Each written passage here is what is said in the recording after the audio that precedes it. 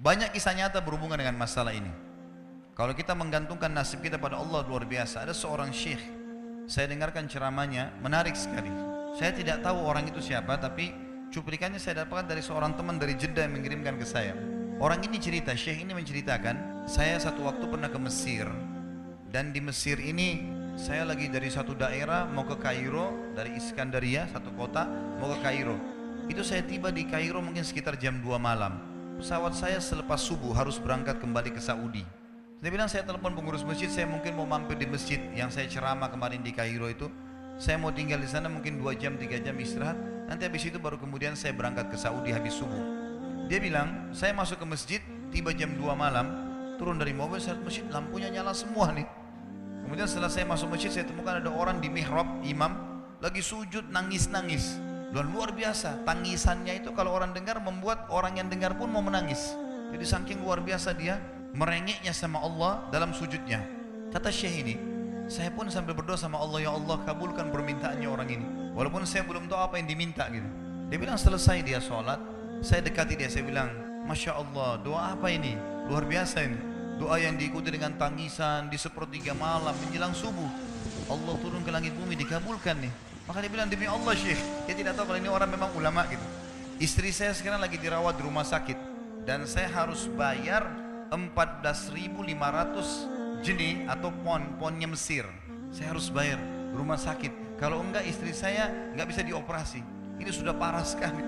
Kata syekhnya, jadi gara-gara itu kau sujud sama Allah. Dia bilang, iya, lanjutkan nangis sama Allah. Allah tidak akan menyanyiakan orang yang ikhlas minta padanya. Lanjutkan, nikmati sujudmu, pasti Allah akan berikan jalan keluar. Dia bilang, iya baik. Orang itu dia bilang kembali lagi ke mihrab, nangis lagi, sholat sujud sama Allah, ya Allah. Dan dalam doanya begitu, ya Allah istri saya mau dibayar besok rumah sakitnya, jumlahnya sekian, saya tidak pegang uang 1 jenih pun. Ini 14.500 jenih, banyak sekali. Maka dia bilang, syekhnya ini bilang, saya mau tidur dulu. Saya istirahat 1 jam, menjelang azan subuh dia bilang, ada marbot masjid datang bangunin saya. Sudah azan, saya sholat qobliyah, sholat sunatul fajr. Waktu iqamah, pengurus masjid tahu kalau dia ini ulama, dipanggil, syekh tolong jadi imam. Dia bilang, saya capek, baru istirahat 1 jam, 2 jam malam. Biarlah imam. Dia bilang, tak apa-apa, ayat-ayat pendek aja, baca surah-surah pendek aja. Kata syekh, baiklah. Dia bilang, saya baca surah-surah pendek.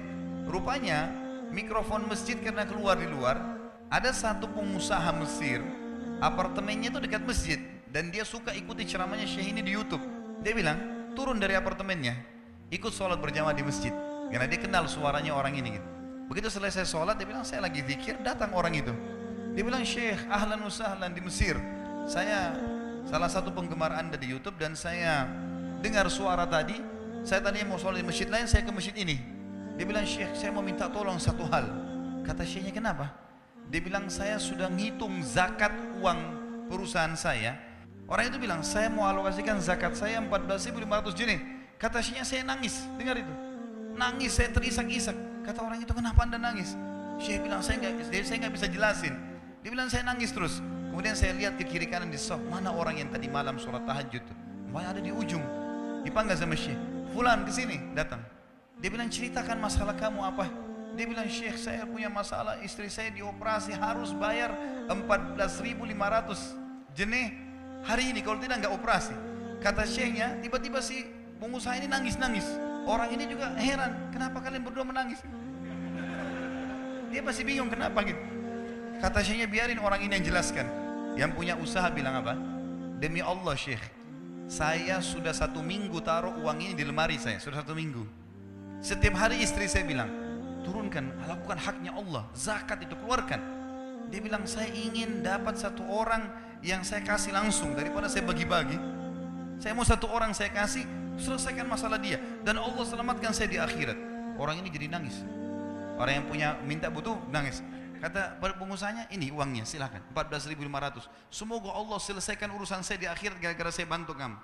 Kata syekhnya, demi Allah yang terjadi, orang ini yang siapa namanya, orang yang punya uang ini yang dikasih uang, dia tiba-tiba lupakan saya dan lupakan si pemilik uang. Dia langsung angkat kepalanya ke langit sambil menangis mengatakan, ya Allah, aku mencintaimu. Terpenuhi kebutuhannya, gitu kan. Kuasa Allah. Teman-teman, cuman kita selalu buru-buru. Kalau seseorang kita di perusahaan mau dinaikkan gajinya saja, mau naikkan jabatannya, dia harus tulis permohonan, Tidak mungkin juga baru hari ini dimasukkan kemudian ketuk ruangan di rootnya, mana permintaan saya kemarin, atau hari ini, nggak mungkin. Seminggu dia sabar, 2 minggu dia sabar, dengan berharap datang panggilan. Kenapa dengan Allah Subhanahu Wa Taala kita tidak begitu, teman-teman? Banyak orang buru-buru, dan kebanyakan orang mau menggantungkan permintaannya kepada Allah hanya pada hal-hal yang kecil, hal yang besar tidak, atau sebaliknya, hal yang besar, hal yang kecil tidak. Kenapa tidak pernah minta sama Allah dikasih motor, dikasih mobil, dikasih rumah? Kenapa hanya minta kalau penyakitnya dihilangkan baru kembali kepada Allah? Itu pun seringkali kita jadikan Allah nomor 30, teman-teman sekalian. Ke dokter ini, ke dokter itu, resep ini, resep. Nanti kalau sudah mentok gak bisa sembuh baru sholat tahajud.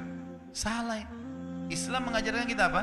Sebelum makan berdoa, sebelum tidur berdoa, sebelum aktivitas berdoa, sebelum ke dokter doa dulu supaya Allah jadikan kesembuhan. Karena dokter resepnya cuma semoga lekas sembuh, tidak ada pasti sembuh. Makanya teman-teman sekalian, kembali kepada Allah adalah jalan yang paling luar biasa gitu. Coba merengek kepada Allah SWT. Allah pasti tidak akan pernah memungkiri janji-janjinya.